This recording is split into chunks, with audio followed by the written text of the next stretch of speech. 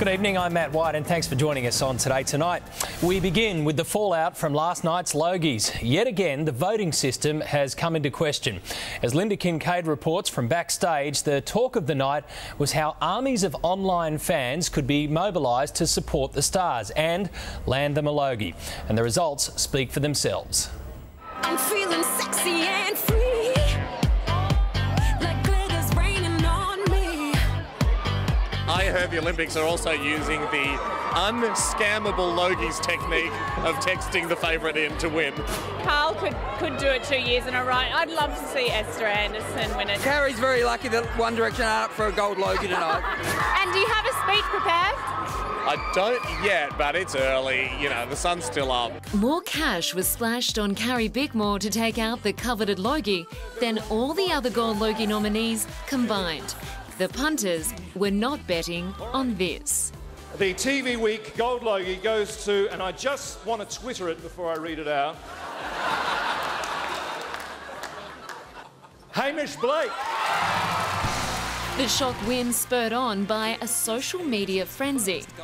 It is a 6-horse race, and, you know, mathematically you can win with 17% of the vote. Facebook's free, so is Twitter. These guys have just got a big campaign pushing for them, and look, it worked. Even Hamish Blake admits his huge following on Facebook and Twitter played a significant part. Last year, Karl Stefanovic triumphed after an intense guerrilla marketing campaign. This year, Team Hamish galvanised a following on Facebook of more than 1.5 million people, all directed to the voting phone number. His TV and radio networks were given the same directive to boost his profile. And I hear they've been plugging you and pushing you more than Carl. Has they really? Well, We've been busy watching Today Tonight, I wouldn't know. We've been glued to TTs. His performance with Andy Lee on Hamish and Andy's Gap Year ran for about 2 months and was savaged by the critics.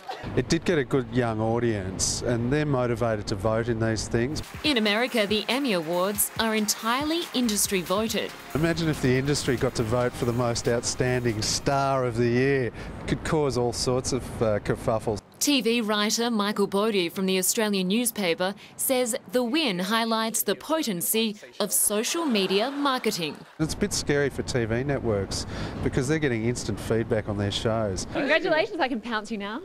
yeah, absolutely, great. I didn't know I needed a Gold Logie for that.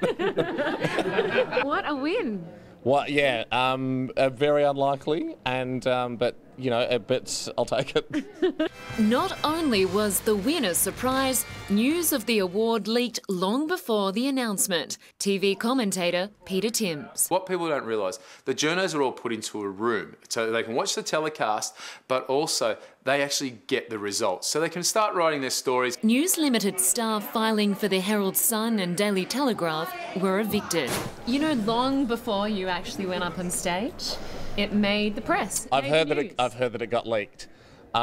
Yes, and I'm glad I didn't know. But yeah, it would have been weird if they cut to me at the table and I was already doing interviews.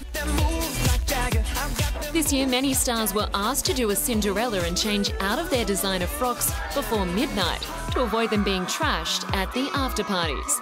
Others have had to beg and borrow with the style squad's cut.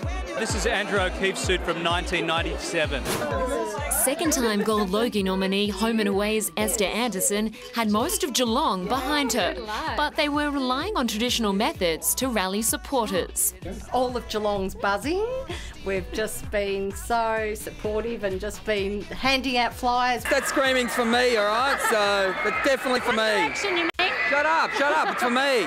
The red carpet was flushed with fans hoping to catch a glimpse of the world's most talked about boy band. Good Lord. Oh, I guess that must be them. You look like you're about to cry. Yeah, I'm going to. Oh my God, they're right there.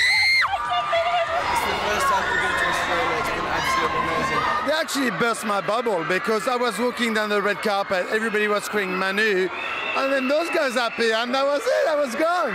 I can't hear myself think at the moment. I'm so behind the times, I don't even know who they were. Inside, their performance didn't disappoint. Channel 7 picked up a record 10th Logie for Better Homes and Gardens. Thank you. And the awards kept coming. And the winner for the most popular actor is Hugh Sheridan. And the winner is Steve Peacock. And the winner is Melissa Berglund. And the Logie goes to Pack to the Rafters. Sir Elton John offered a special tribute for music icon Molly Meldrum, who was inducted into the Hall of Fame. Molly has done more for the Australian music business than anybody in its history. Still at home recovering from his fall, friend Michael Gudinski and Denny Minogue accepted the award on his behalf. He's an incredible friend to both of our families, both professionally and personally. Now that the awards are over, this is where the unscripted entertainment begins. This is the fun bit, hey? News about the leaked Logie was the hot topic.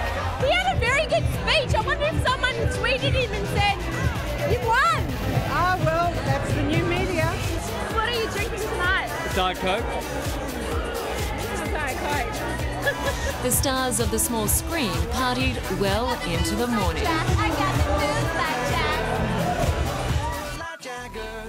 Well, most of us